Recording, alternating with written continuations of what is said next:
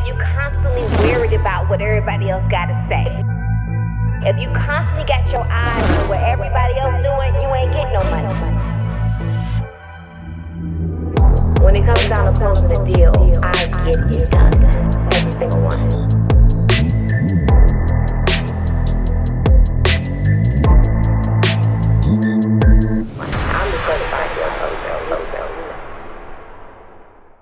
Hey, welcome to another episode of Coinology. And I'm sitting here with none other than New York Times bestseller, Kimberly Kim Jones. Give it up for y'all.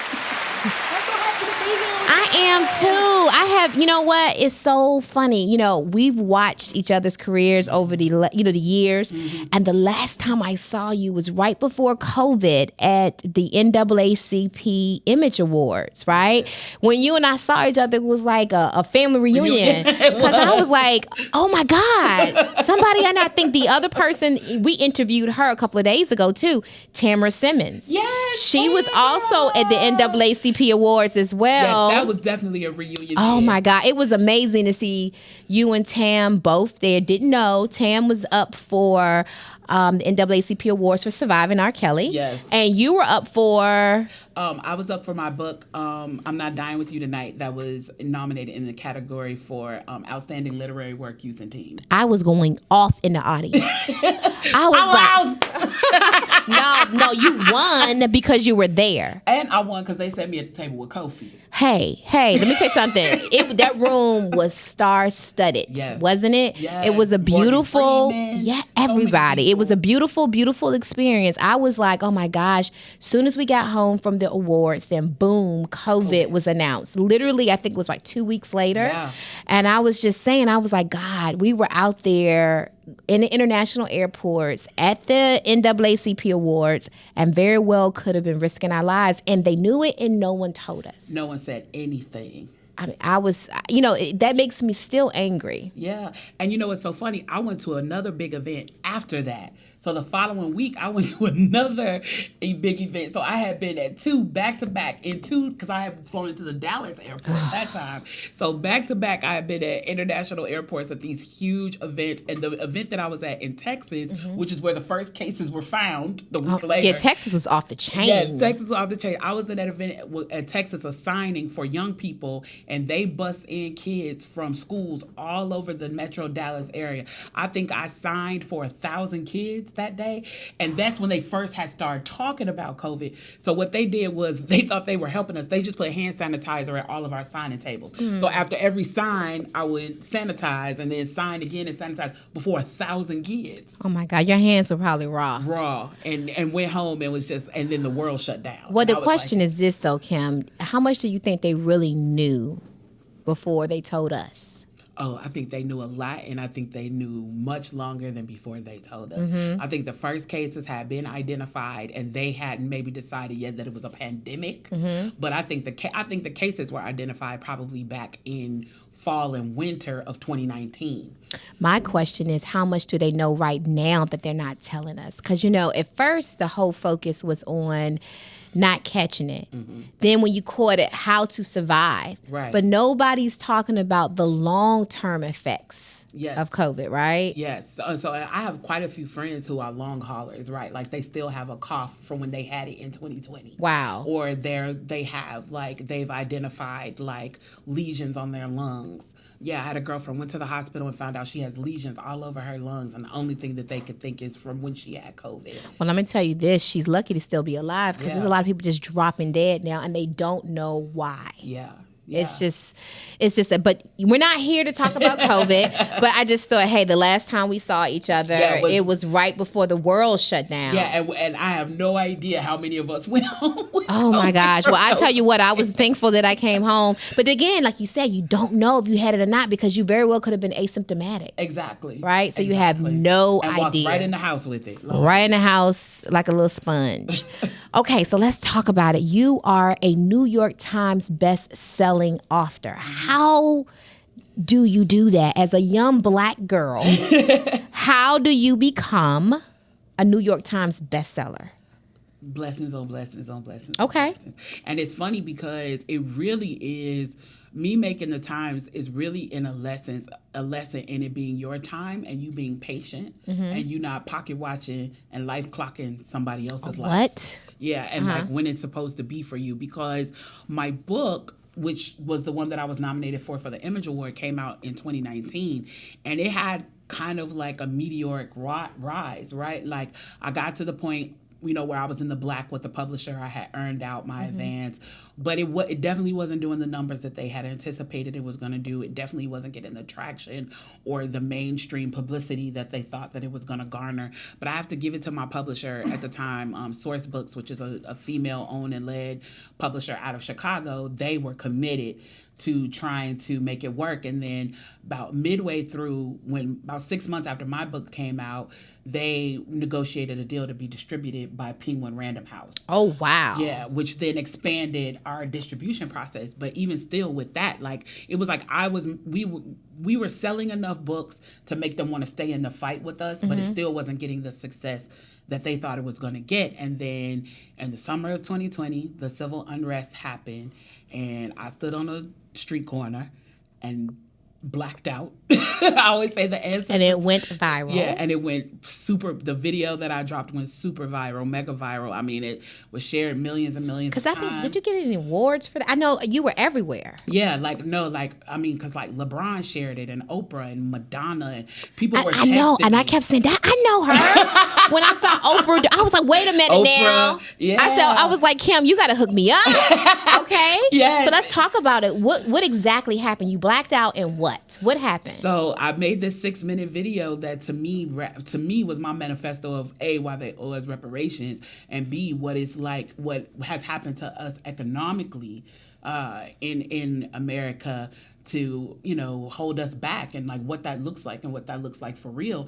And the interesting thing about that is because my book, I'm Not Dying With You Tonight, is a book about 2 young girls surviving the night in race riots, and we were in the middle of civil unrest, and now this video went viral, and I started doing all this high-end press, like I did the Daily Show with Trevor Noah. You were everywhere. Yeah, I was, you know, Oprah showed the clip Oprah showed the clip on her town hall because Ava DuVernay was saying she sent it to her, and now Ava DuVernay and Oprah having this conversation about my video. Then people realized I was a writer, and so they went back and found my book, and that's when I made the New York Times. Wow. So the book had been out for a year. So you got the Oprah effect for real, because they said that back in the day, did you watch the Oprah show? Yes. back in the day, if Oprah mentioned your show or mentioned your book, it was a wrap. It was over. Yeah. So like between doing that and doing Trevor Noah, and I did like Steve Harvey and MSNBC and CNN, and I did BBC News. I did the news in Turkey and Russia, and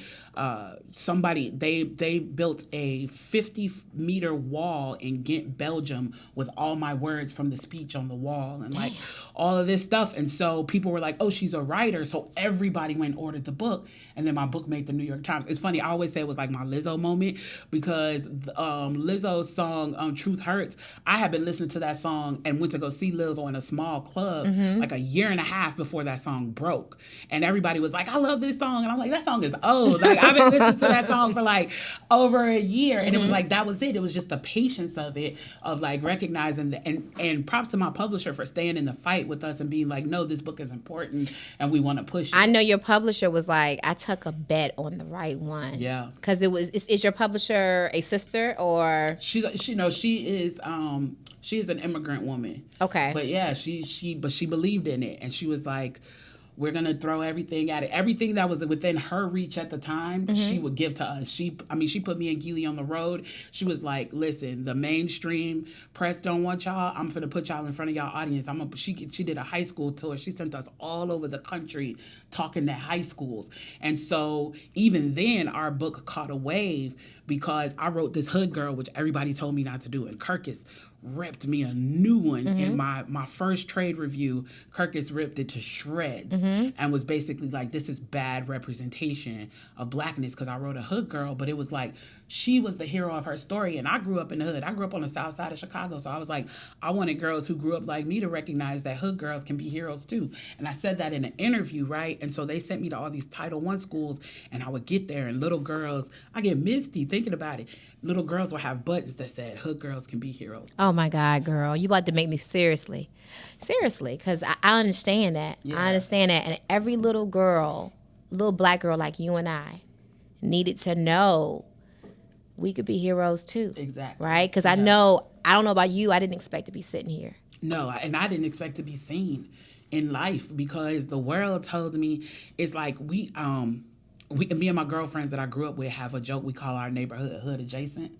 Wait a minute, hold on. You need to get a shirt that said "Hood girls can be heroes." Hey, I would on buy my it. website www.kimjonesrace.com. Okay, you have it? Yes. I should have told you to bring me one. Yeah, I'll bring you one. Yeah. Oh my God. I got a lot of good ones. I have one that says hood girls can be heroes too. I have one that says black girls are the architects of cool. I have one that says hood adjacent. Oh my goodness. Now those are dope. Those are dope.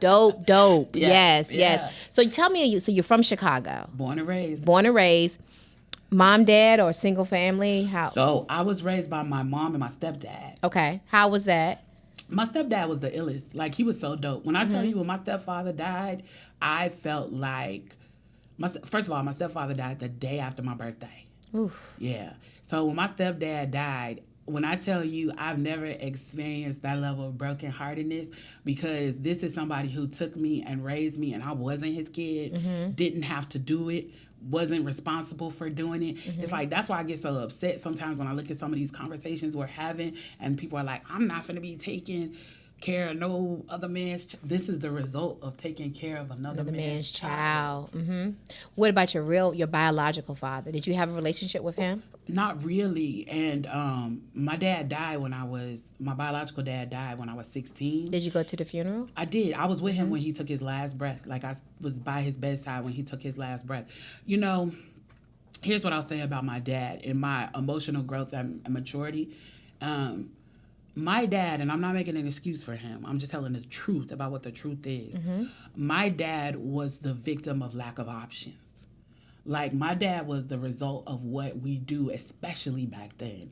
What we did to black men, to marginalize them, to minimize their value. And my father had a drinking problem. My father became an alcoholic, but he became an alcoholic because he was brokenhearted. He was broken in spirit. And he did the best that he knew how to do with what he had, but it wasn't enough. And so by us living in a world in which they exalted my mother, right? My mother and dad worked at the same place, and they kept pushing my mother up, and they kept leaving my father where he was at. And I hear a lot of brothers that say that in corporate America or in jobs in general, black women tend to be favored. Yeah. Which is hard for me to understand because black women are the most ignored and non-seen entity on this earth. Yeah. When they started working, they worked for Sears. When they started working, my dad was a security guard at Sears, at their corporate office. This before they even had the Sears Tower, before the Sears Tower was built. And my mother worked in the catalog department. She was a picker. She would, the orders would come in and she would pull the stuff, for orders and stuff. By the time they ended their career, my dad was still a security guard.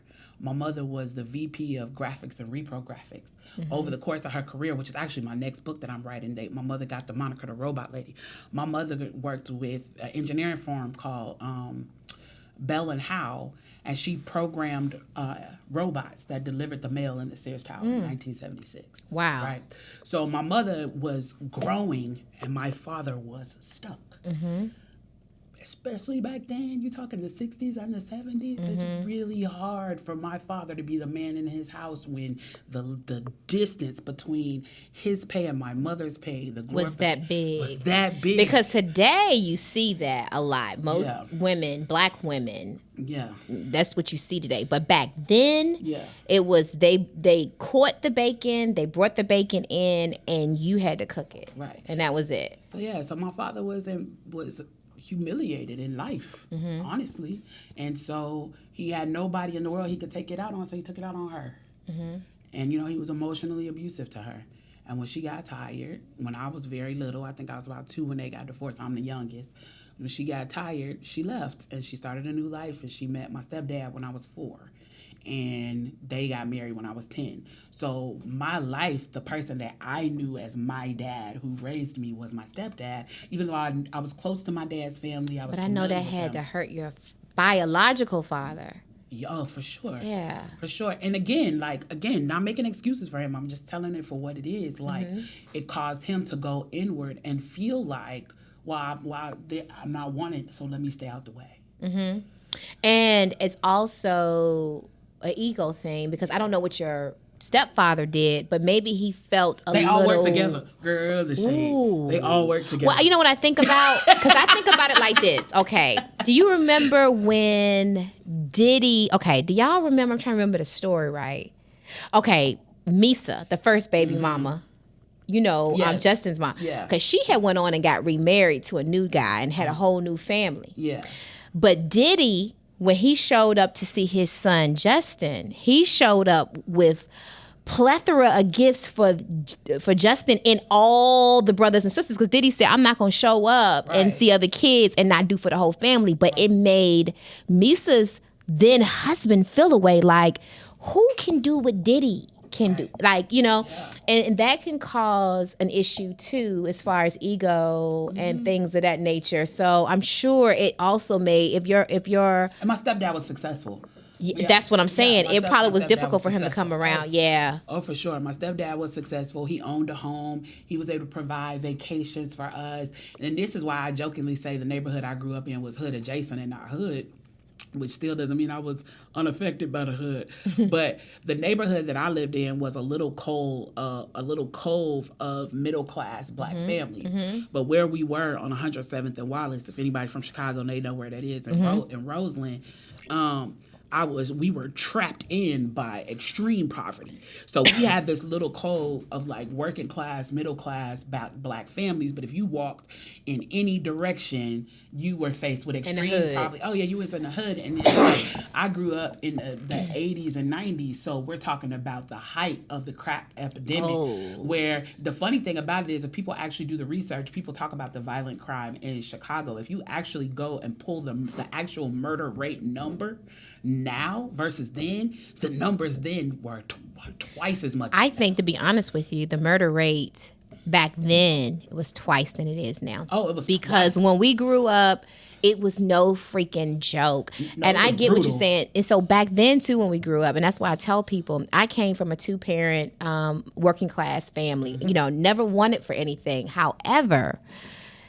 I lived on Shell Road in Hampton, Virginia, if y'all know about that. Same thing as you. So you live in a community where down the street can be a principal, around the corner could be a nurse, next door could be a welfare recipient, the one down the street can be, it could be, it was in the community in which you lived, African Americans, they just put all African Americans together. Yeah. And I don't know if people realize that it is a new thing that African Americans can choose to live in specific neighborhoods. This stuff did not exist like that when we were growing up. No, especially not in Chicago. Systematically, they kept you out, right? Yeah, and remember when King went to Chicago, he said it was the most racist place he had ever been to. Right. He said that coming from the South. Yes. Systematically. Yeah. And I noticed that in our research with you or about you, you talk a lot about systematic racism and reparations. And I want to talk to you a little bit about that, because I'm on the fence. I think that America owes us a lot, right? Yeah. But I'm not sitting back waiting on it. No. So when you say reparations, what does that look like to you? Realistically, I have to let Lisa know that. Lisa is our resident bartender. Yes, I'll let her know. Yeah, but right with me. but what does that mean to you? What does reparations look like? So for me, reparations doesn't look like a check. Okay, so we on the same page. Yeah. Okay, what does it look like? So what it looks is it's a structural problem. So what it looks like is for me is structural change. In my latest book, it's called How We Can Win: Race, History, and Change in the Money Game That's Rigged. I talk about that the era that we teach the least, that is the most important, is Reconstruction. Right. And so when I wanted to study Reconstruction, at first people kept giving me all these books that were people now having their view. And I was like, no, the literature is the DNA of a society. I want to know what it felt like, the pulse of it then. So I went back and read W.E.B. Du Bois, and I read Frederick Douglass and all these people who lived through Reconstruction era. And what I realized is that's where we almost got it right and then messed it up and got it wrong. And so what we need What did we do wrong? Well, first of all, we shut down the Freedmen's Bureau, which was essential. And then it was the reversal of the land give, which was also critical. And then it was the introduction of the black codes, which was critical. And then the 13th Amendment, which was slavery by a new name. So one of the things that people don't, people get mad at me. People try to argue about me that I'm wrong on this. I'm like, I had a team of researchers writing my book. I'm pretty certain I'm correct on this. You know what I mean? One of the things that is devastating that we don't know is that after Lincoln had the famous 40 Acres and a Mule conversation with the group of preachers that he went to see, he tried to enact it with General Oliver Howard, which is what Howard University is named after.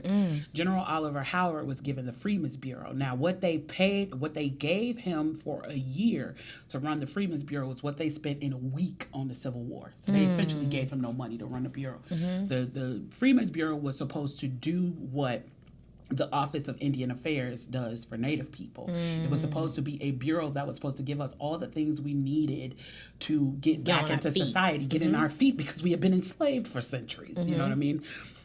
And Wait, isn't that welfare? Well, I'll talk to you about welfare in a second too, because I got a strong opinion about that. But so what they gave him instead was a whole lot of acres of land. And so the 40 acres that we talk about, that we say that we never got, we got. He started giving them out. Here's the problem. Okay. Well, tell me about it, girl, because I'm wondering where my land at. Lincoln gets shot. Okay. This is the first time in history that a Democrat and a Republican ran on the same ticket. Lincoln was a Republican, which was a party of black people at the time. And was until MLK flipped the party. Right, exactly. Okay. And a lot of people don't know that. Right. They think it's a long time ago. That's it's fairly recent. Fairly. And so Johnson, who was a Democrat, a Southern Democrat, he felt like the people who got the shortest end of the stick were not formerly enslaved people, but in fact poor whites at the hand of the rich planter class. And so in order to make himself feel like the big man, if you were part of the rich planter class and you had been a Confederate and you wanted to get back into the Union and you wanted your political seat back in the Union, you had to come get a personal pardon from Johnson. You had to basically come grovel at his feet. And it made him feel good because he grew up poor and felt like they were the people who... So when you did that and he let you back into the Union, one thing that he gave you as a gift was 40 acres. Now, where do you think he was going to get the 40 acres from? From us. So he gave our acres to them. Yep. So when people say we didn't get our 40 acres, I tell them to stop saying that, because that's not as tragic as the truth, which is that we started to get it. Not a lot of people had gotten it yet. It was rolling out. But the ones who did get it got it taken back. Damn. So what the Freedmen's Bureau was supposed to do was going to be structural. It was going to affect us in terms of medical care, housing, all of that stuff. That is what we need now when I think of reparations. But I think that the Bureau, if we create it, needs to be run by a committee of black people, because also when you look at things like what happened at the Freedmen's Bank, when we got our own banking system, but it was all white men who were running it, and they ran off and stole what was the tune of $68 million from us. And mysteriously, the people who ran off and collapsed this bank and said that it fell apart mysteriously had money to start the American Railroad, but that's a whole nother story. But you know what? That sounds like history repeating itself when Kanye mentioned just recently about the Black Lives Matter movement that collected millions of dollars. And where is the money today? Right. And my whole thing with that is, as much as I understand why he's going for that, I'm like, that's low-hanging fruit. That's low-hanging fruit. Okay, talk to me about this. Because my whole thing is... And he's from Chicago. We crossed paths back in the day. Okay. Oh, what kind of crossing that y'all had, girl? Let me tell me. What? All right. We hung in close proximity. Did he make that song "Gold Digger" about you, girl? No, we ain't know each other like that. We ain't know each other biblically. Okay. I mean, we weren't friends, you know. Okay, but y'all were in the same. We knew some of the same people, like, you know what I'm saying. We had a lot of, you know, friend groups that people that I'm still friends with that he was really close with, and so we had interactions with each other, but we weren't really friends like that. But that's why I tell people, the Kanye y'all getting now, that's Kanye. That's not, everybody want to be like, oh, after his mama died, oh, after this, I'm like, boy, that's him. But that was him when he was 15. He was a critical thinker. Yeah. Whether you agree with his output or not, he's one that can think outside of the box and outside of the majority. My whole thing with Kanye is I don't have to agree with everything that he says to not acknowledge the fact that he has the right to say whatever he wants. Thank you. I could be in complete disagreement with him. I could be like, boy, you sound about dumb. Well, you know what, Kim? My problem is this whole cancel culture. I feel I'm like anti-cancel culture. Me too. I feel like because I don't agree with what you say does not mean that I should silence you. And it is completely against the First Amendment of our U.S. Constitution. I don't understand what is going on today. No, this is like McCarthyism, but the remix. It is bad. But let's go back to Kanye, reparations, right? So why do you feel that the reparations which you speak of, which is land and the banking system, what is your gripe with the welfare system? I actually don't have a gripe with the welfare system. You don't? No. I do. I don't have a gripe with the welfare system because here's why. I personally believe, this is my belief. Well, let me be clear about this. I feel like they gave everybody else things that would get them ahead, but they gave us the welfare system that will hold us back. You back. That's why I have a problem with it. Yeah. So between 1926 and 1966, the U.S. government underwrote $200 billion in home lending. 98% of that went to white America. 2% went to everybody else. And when I say everybody else, I mean Black, Latin, Asian, Indian, everybody. Got 2% of that home lending that was done in suburban communities where the houses were about $9,000, $10,000, homes that are now worth $1 million, $500,000. So it built generational wealth on the tax budget of American citizens, and so it set them up to have long-term health. And then we got public housing and stuff that did not allow... That we didn't own it. That we didn't own anything. What Jay say, don't die over the land your mama renting. Exactly. Right? Exactly. So that's my issue with it, is that it was not a pathway to ownership in the way in which the underwriting of housing and stuff like that was. And they still doing it. Like, if you think about early 2000, 2008, what did they do to most, I guess, financially illiterate African-American people? They gave them these arm loans, start off really low. Predatory loans. Predatory. Really. They put them in homes that they knew that these folks probably could not afford to get in. Then when they was good and ready, they went and snatched them back. Yeah. Snatched them back. Yeah. And that's the issue. When I said I don't have an issue with it, what I was saying was when people say things like, some of y'all sitting around waiting on government handouts, and some of y'all rather get government handouts than to get what it is that you want. My issue with that is, ain't none of that shit a handout. It's our fucking money. I mean, when you bought this glass, you paid a tax on it. Right. The lipstick on your lip, you paid a tax on it. The sweater you're wearing, you paid a tax on it. That watch, you paid a tax on it. When you got your nails done, when they rung you up, you paid a tax on it. That cup, this mic, my shoes, my underwear, your dress, that necklace. And I'm 46 years old. I've been working since I was 16, which means I've been giving the government money for 30 years. Yeah. For 30 years.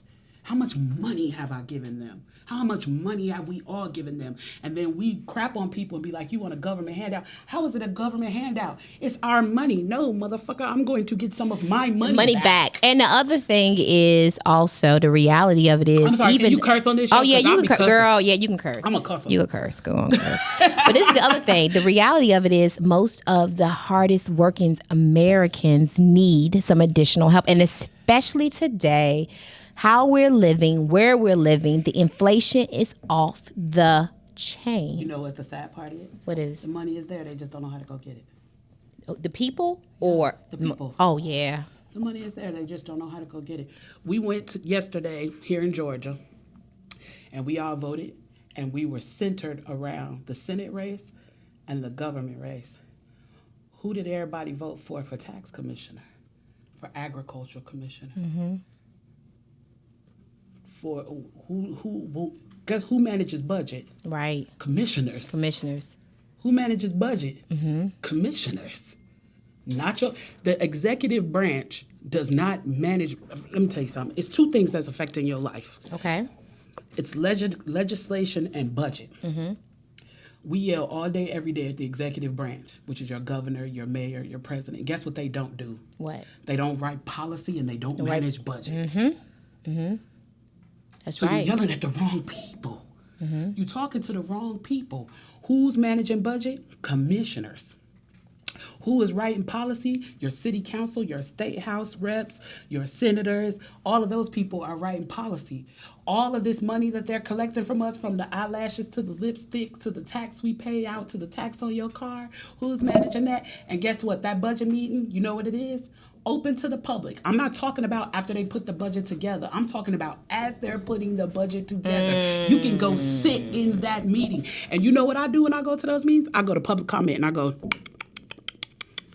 Kim Jones, District 12. You're my commissioner. Listen, I have how much money is allocated in the budget for youth program services? Oh, we have $1.7 million allocated for youth program services. Okay, great. Can I get your card after this meeting because I have a program I need to fund? I'm gonna need around $100,000 in order to fund the programming. I'm also gonna need you to put me in a room with stakeholders that can support my services. Okay. Is that easy? It's that fucking easy. Oh my goodness. Where's my next commissioner meeting? It's that easy.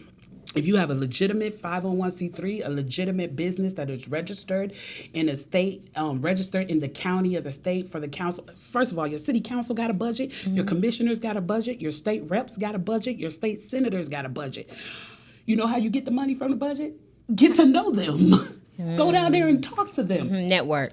If I have $40 million allocated in my budget for housing programs, politicians don't create programs. They don't do programs. They fund programs.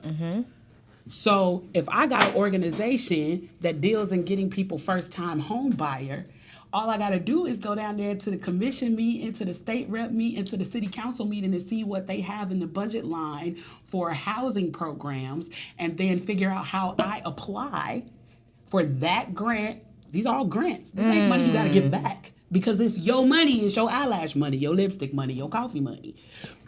All I got to do is go down there, apply for it, meet all the qualifications.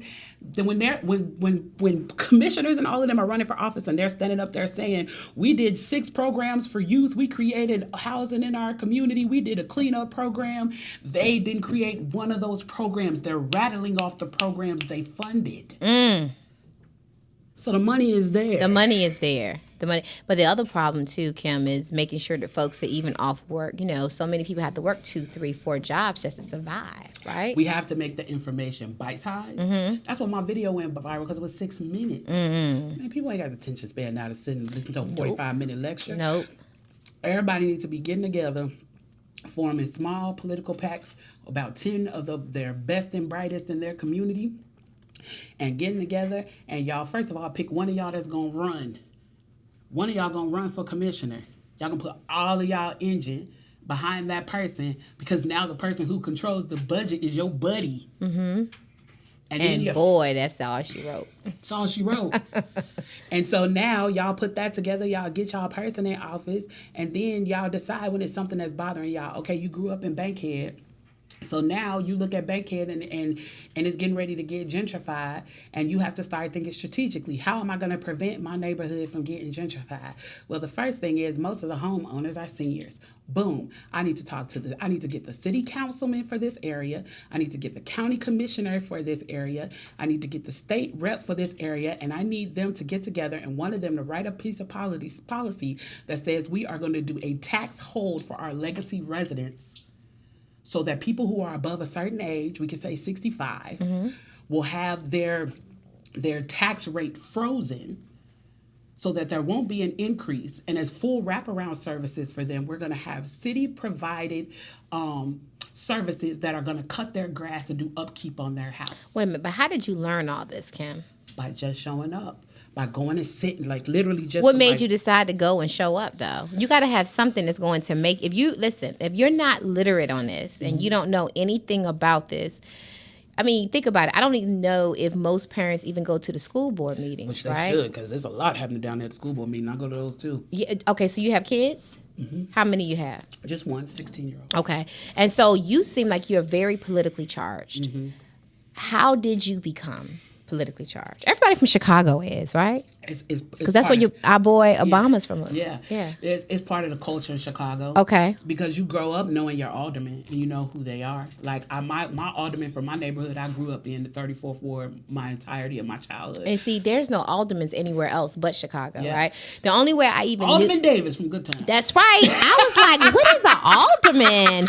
And I always wanted to know why I didn't have an alderman. But alderman, it's just a city councilman. But he was really involved. He was going to see the family. He knew James. He knew Floyd. He just was spending time with the family, right? Yeah, they were shady, but they were impactful. Yeah, but that's a lot in politics anyway. The shade is there, right? Yeah, but they were impactful. My alderman in my neighborhood that I grew up in the 34th Ward was Alderman Lemuel Austin. And as a child, I knew that Lemuel Austin was my alderman because I was on his cheerleading team. He had the Alderman Austin cheerleaders that whenever he did a rally or an event, he had about 30 young women who had got us uniforms. He used to give us an award ceremony. I still got my trophies. I got my trophies at the house from the Alderman Austin cheerleaders. And guess what? He taught us one of the things that he would make sure we understood is that we understood civics. And he would give us pizza parties and do all these things to engage us. That's amazing. I mean, he was cut from a different cloth. He was a good man. But just the fact that people in the city, but I've lived in Atlanta now for over 20 years, and how I really got involved in politics here is that I was in the streets first as an activist. I was on the ground, and then I started being like, okay, we're on the ground and we're fighting, and I started to realize that other pieces were being moved when we would be on the ground. And so when I got to know people who were moving the pieces and got engaged and understand what those pieces do, then I had no choice but to get engaged. One of my favorite cases to talk about, because people always love to say to me, people who ain't gonna do shit for the record, ain't gonna bust a grape, but they got all the opinion, they get all the dopamine in the world from talking about what everybody else is doing wrong. Whenever people approach me and they say to me, I'm tired of all this march. Well, first of all, you ain't marched, so you ain't tired of it, because you ain't marched. You ain't did nothing, right? You ain't did nothing, so don't tell me you tired of it and you haven't done it. But they'll say, I'm tired of all this marching and not doing anything. Ahmaud Arbery's case was closed. His case was closed. They considered it an okay kill. It was the activists that went down there, people like Queen Najaha and 19 Keys and all of them that went down there. I mean, because they went down to Brunswick deep.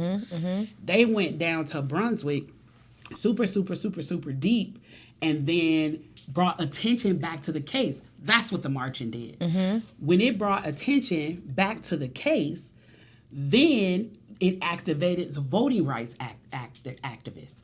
So then what the voting rights activists realized is, okay, we have to affect the jury pool. Because you keep in mind, the jury rolls is pulled from the voter rolls. If you're not registered to vote, then you won't get called for jury duty. So half of the time I'm telling people to register to vote. I don't even care if you go down there and vote. Register to vote so you can be in the jury pool, because we need more of us on the jury. I get so annoyed when I get that call about that little note for the jury. Well, we gotta go because we're not sitting. Girl, in those listen, you booths. goody two shoes on everything. No, I try to be impactful. I know. But you're right. We do. We can't complain when we get left out the equation and we're not out there doing it. Right? We got to participate. Yeah. We got to have a voice. Yes, we got to have a voice. But let me ask you this then. So we talk about having a voice. Seriously, let's talk a little bit about this Kyrie Irving situation. Oh, Kyrie, my baby. Yeah, and it's coming straight off of the heels of Kanye, right?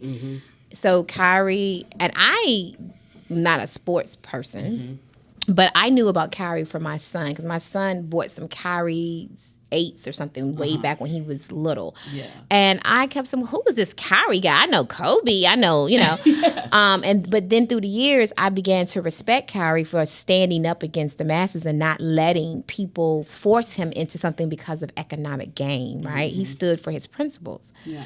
Through COVID, and he said, I'm not doing, he stood for what he believed in. I think, what do you think now about him, quote unquote, becoming canceled because he shared the link to Hebrews to slaves? Who he canceled by? Because black folks rocking with him. Yeah. Well, let me ask you this. That's a good question.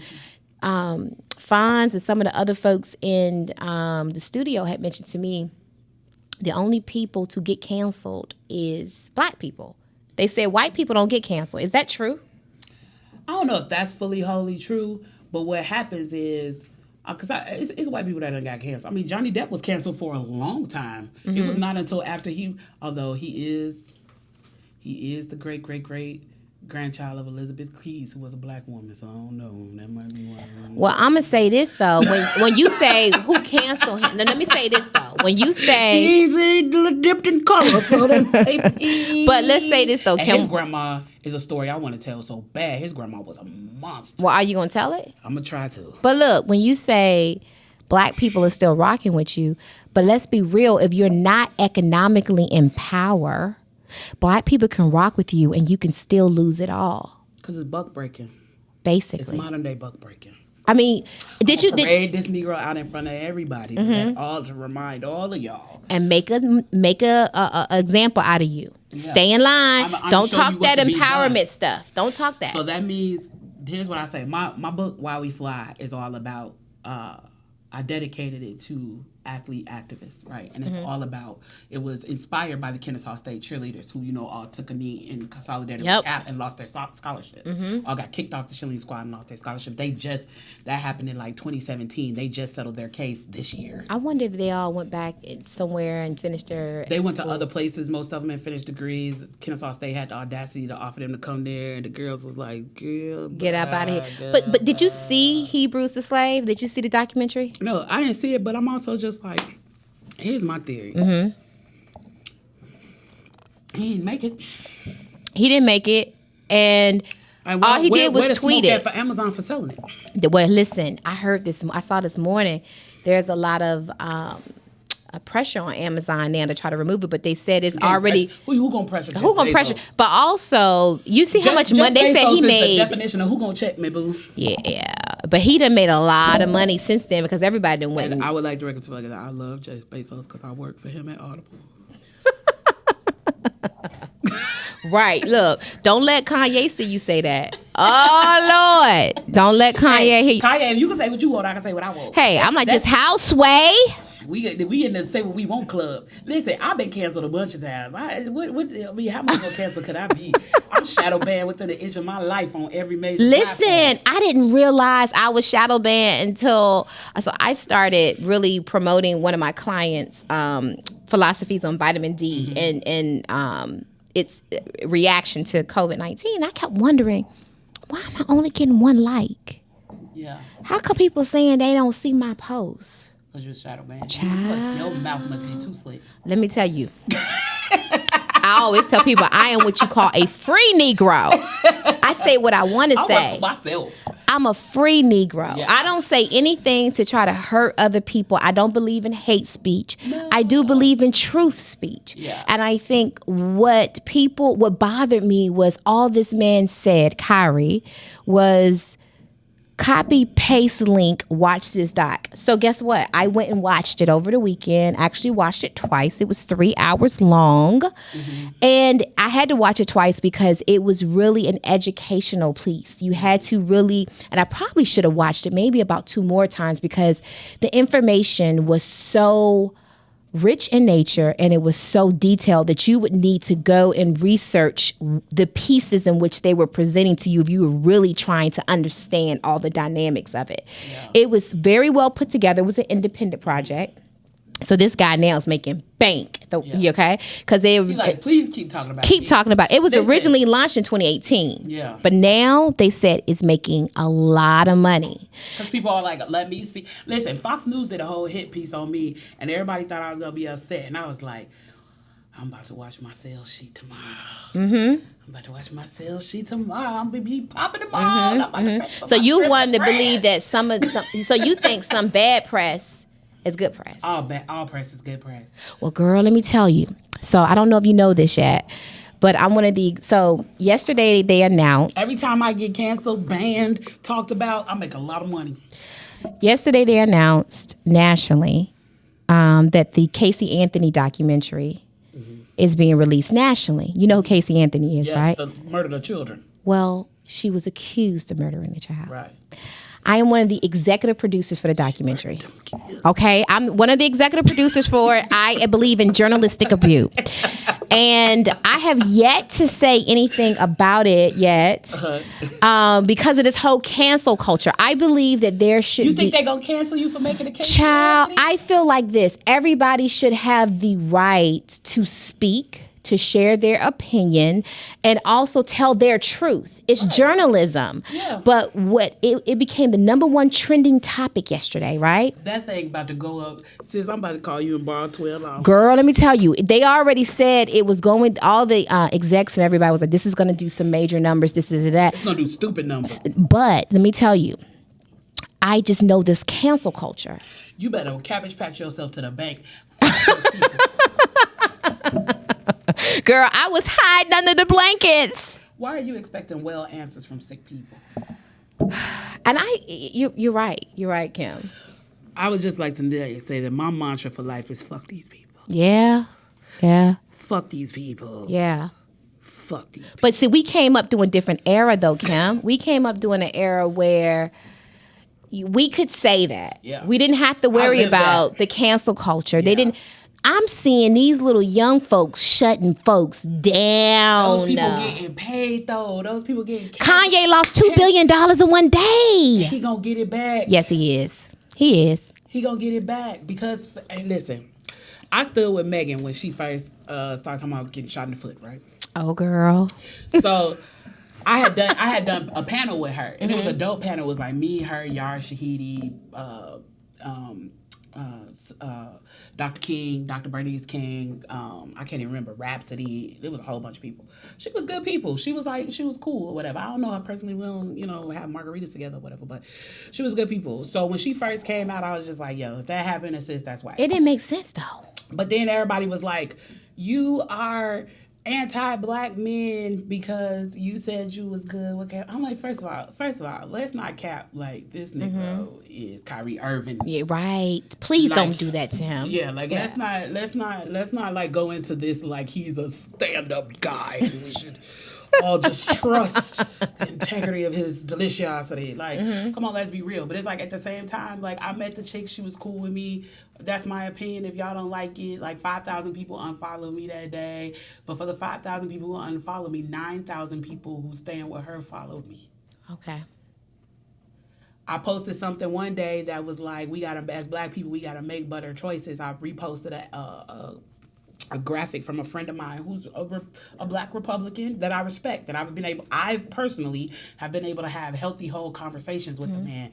I reposted a thing he said about, how we got to do better. He made a graphic that was just like talking about how much the Jordans cost, and then he compared it against how much an LLC cost and went down this and was like, we got to do better.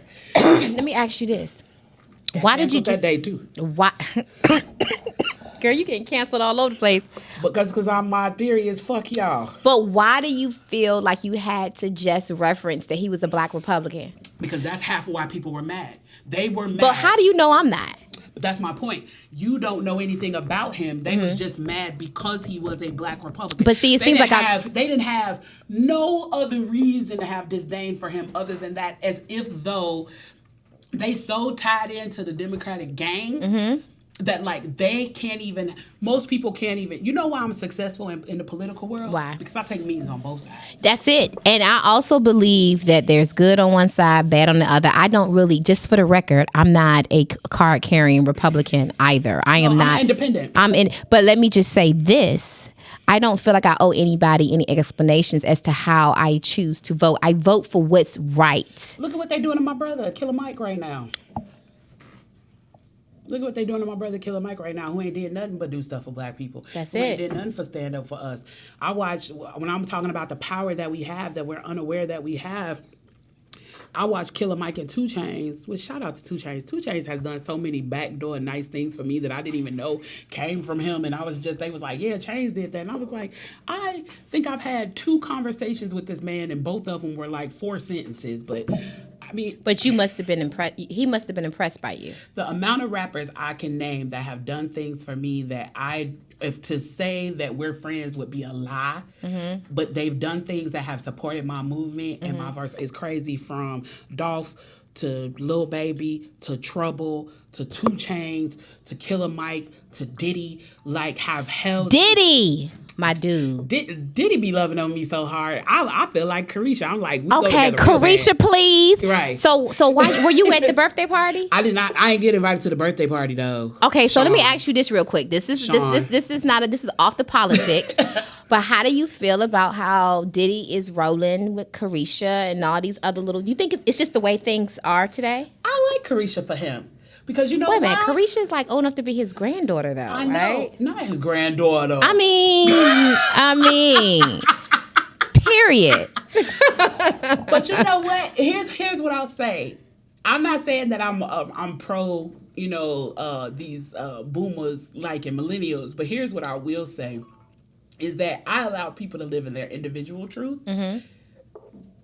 Diddy is still so youthful, so big, he's so dope, so relevant, yes. So full of love, so full of spark, so full of energy. His energy is still so wild and untamed that it makes sense to me. Has nothing to do with age, about being with a younger woman. It makes sense to me that he wants to match that wild energy that exists with him. Because he's not ready to sit at home. Most women Diddy's age, they're ready to sit at home and make some neck bones and cabbage. Right. Diddy not ready for that. Diddy's still in the streets. But let me say this.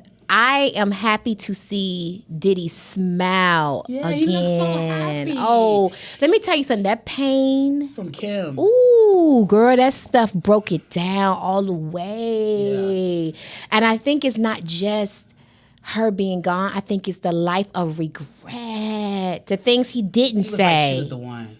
And the things he didn't say. Yeah. And he has to, his daughters are spitting images. Let me tell you. So I went a couple months ago. I went to Dallas Austin's daughter's wedding. Mm-hmm. I love Ashley so much. She's Dallas's only girl. So, he went all out because that's his baby girl. Mm-hmm. But her husband, Julius, is the CEO of my nonprofit. And I went to their wedding. And so because Kim, being who she was, she stepped in and she helped Dallas raise his daughter because she knew she needed. Okay, I was wondering about that.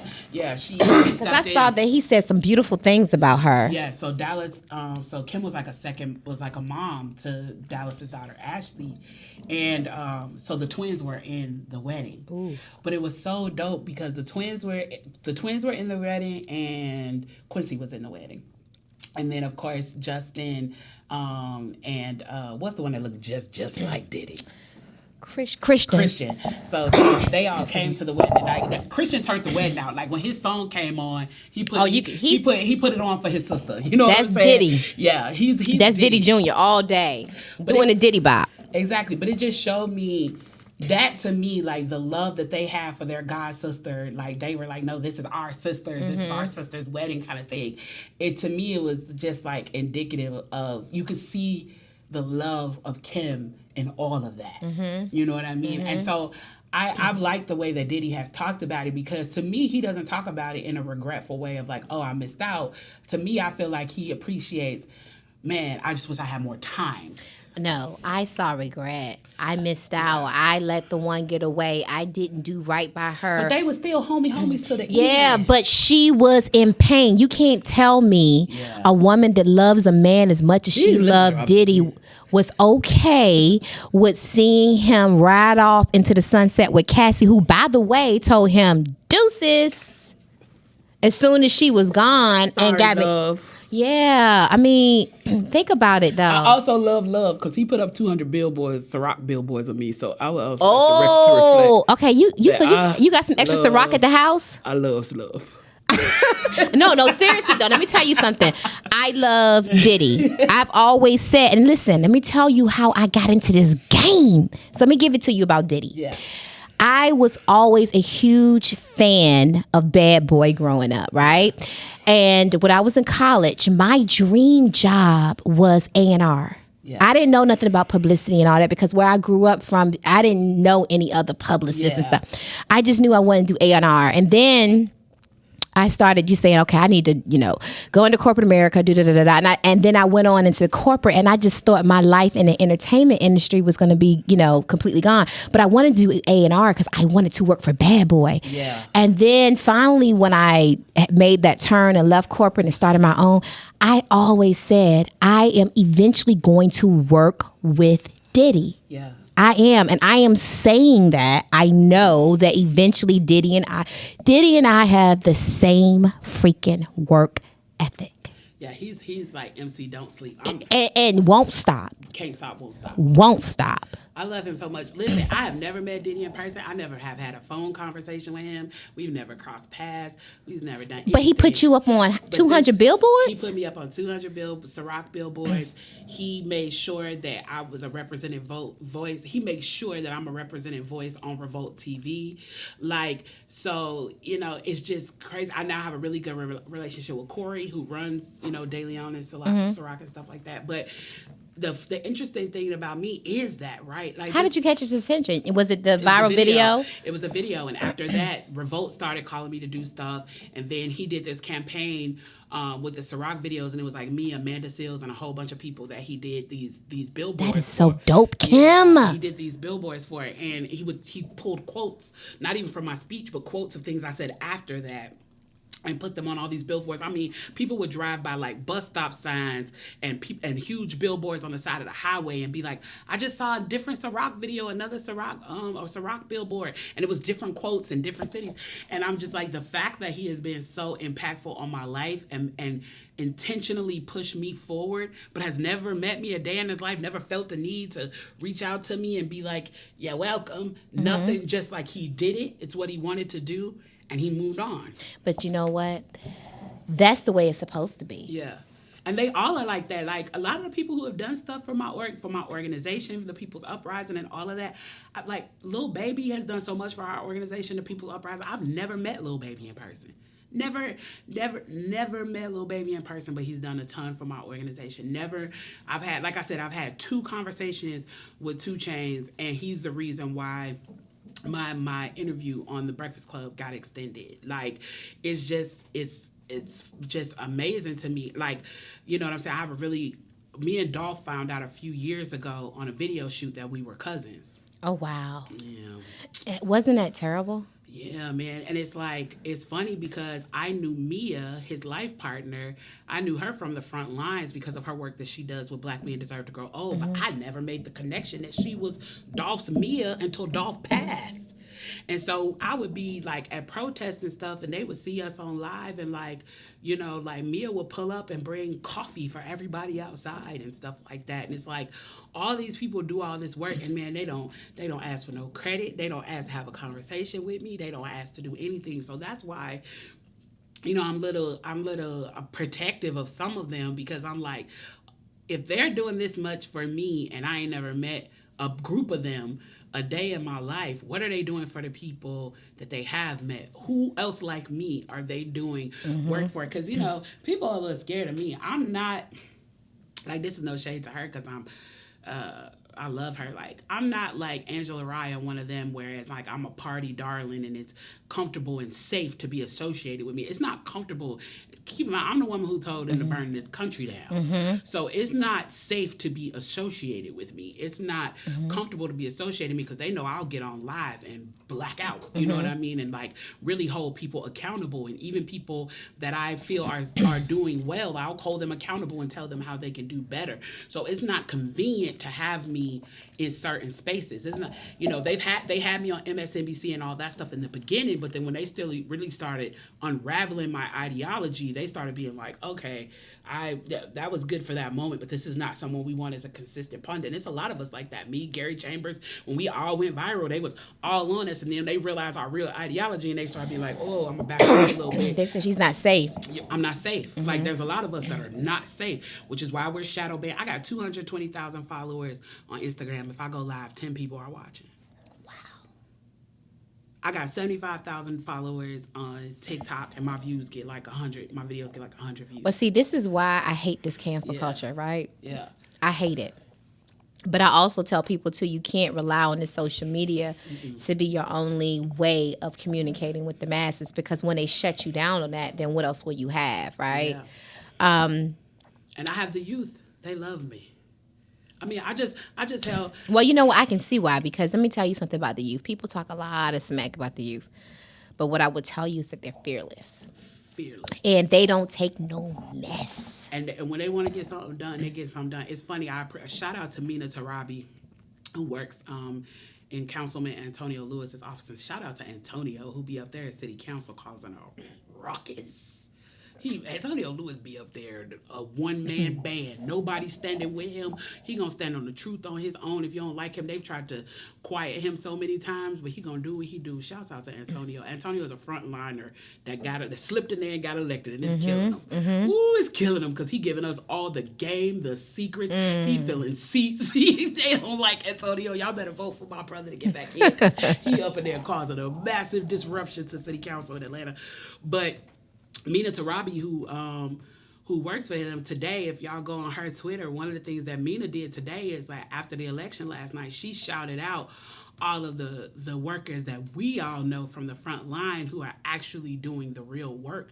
She was like, because y'all like the celebrity of it all. Y'all talk about the organizations that y'all know, big names. And she was like, I'm going to shout out the people that really do the work. And one of the things that she shouted out was my organization, the People's Uprising, led by our fearless leader. Our CEO is 26 years old. Oh, wow. Yeah, our fearless leader, and Julius Thomas, who married Ashley, Dallas's daughter. We held a vote early concert, and we got Gucci to headline. Okay, wait a minute. Did he sing Lemonade? He did. Yes. So we got Gucci to headline a free concert. We gave away 4,000 tickets, which means those 4,000 young people had to go early vote. You couldn't buy a ticket. There was no purchase of tickets. We gave away 4,000 tickets of young people that had to early vote. I think about 2,500 of them actually showed up. But it doesn't matter. When they got the ticket, they had to have early voted, show proof that they early voted in order to purchase the ticket. And this is the problem with both parties, right? Here we have thousands of young people in the room. We had Amaretta, we had Gucci, we had T.I.'s son, Damani. We had all these people on the stage. We did a American Idol style contest before the concert with students from Georgia State, Clark, Spelman, all of that. We had a panel of amazing judges. We had Ray Daniels, Zach Wallace, Jay from One Music Fest. Shout out to Jay, who was our mentor on this project. And we had the winners got to go have a session with Dallas. Like, all of this stuff. We had pizza to the polls there. They got free gift bags. We had all of this water there. I'm talking about, it was a music festival that was completely free for young people that early voted. Amazing. And the old guard on either side, it was nonpartisan, so if you're Republican or Democrat, you could come. The old guard, all of them decided to have events on the same night as our event. Why would you not show up and talk to the young people that are here for a voting festival? But you know what it is? They don't value. They don't value them. And guess what the young people told them last night? What? I don't value you either. You don't value me, I don't value you. The largest voting pool this session was Z. And y'all didn't talk to him at all. That's why you lost, sucker. Wow. Deep. They ain't paying attention. Because if they were paying attention to the trends, they would have saw the population that got Obama into office. It's young people. Young people. Every movement was started by young people. People our age have made too much money to be radical. You want radical change? Put it in the hand of young people. They have shit to lose. They don't own shit. What do they have to lose? Only thing they got to lose is the pillow in their mama's house. That's it. That's it. I mean, we looking at it. When you have extreme success, they will buck break you. You have something to lose. But you know what? That again takes me back to my boy Kanye. I don't agree. Let me say this. Let me preference. I do not agree with the terms of everything that Kanye has said. But what I do admire is that he is not afraid to say how he feels at the risk of losing it all. And he believes what he believes, and he stands by it. And I can't do anything but respect a person that stands by what they believe. Listen, I always tell people, truthfully, I'm an independent, but I'm probably more of a libertarian at heart. And what I mean by that is I don't give a fuck what somebody does. I want the government and corporate America out of my business. Out of my bedroom, out of my pocket, out of my bank, out of my neighborhood. Government is too big. We have given them too much power with our money, and we around here like some old weak-ass bitches begging them to stop misbehaving.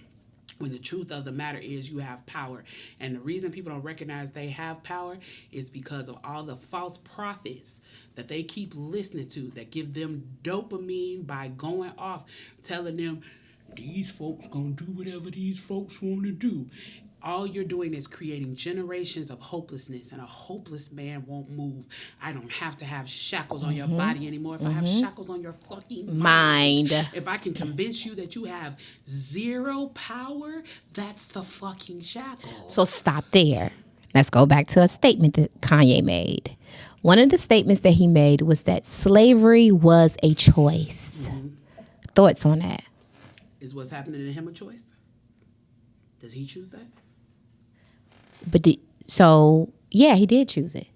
He chose it because he knew the repercussions of speaking out. He knew the consequences. What I'm saying is, does he control the lashes he's getting? But he knew that they were coming. But does he control those lashes? Doesn't matter about controlling. That's the part that matters. But this is the part. But the choice of what he's trying to say, though, Kim, is that if we were on the plantation and there's you did have a choice. There was 150 slaves. Death. Right. But not only that, just death, but 150, and you had 2 plantation owners.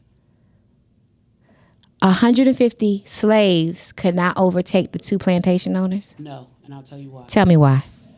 Because what they had in their advantage is the same thing they got in their advantage right now. The gun? No, the system.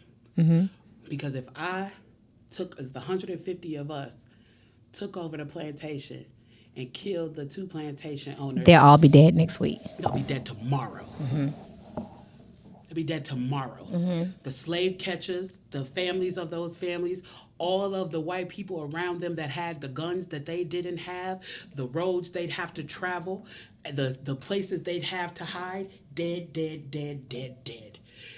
How did Harriet Tubman make it? In secret. And she died a broken heart and broke, destitute. Most people don't even talk about how Harriet died. But what I enjoy having... I get the ideology of what he's saying. Right. But what I'm saying is the same thing I'm saying. I don't need no more lemon drops, Lord. I understand theoretically what he's saying of like it's 150 of y'all. They did it in Haiti. They did it in Brazil. They did it in these other places. These people were indigenous to that land. So if I'm indigenous to this land and you whip me, kill me, do whatever you got to do to me, man, I know these jungles better than you do. You'll never find me. You'll never find me in Brazil. You'll never find me in Haiti. I mean, you could talk about Gaspar Yunga in Mexico, who ran the biggest maroon colony in the 1400s.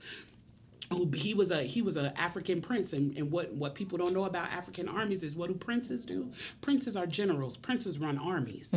So Gaspar Yunga, when they brought him over to Mexico, he was like, what I'm not gonna do is this, whatever this is y'all got going on. He formed a maroon colony with Africans who came over with him and people indigenous to that land in Mexico, and he held off the Spanish for 30 years.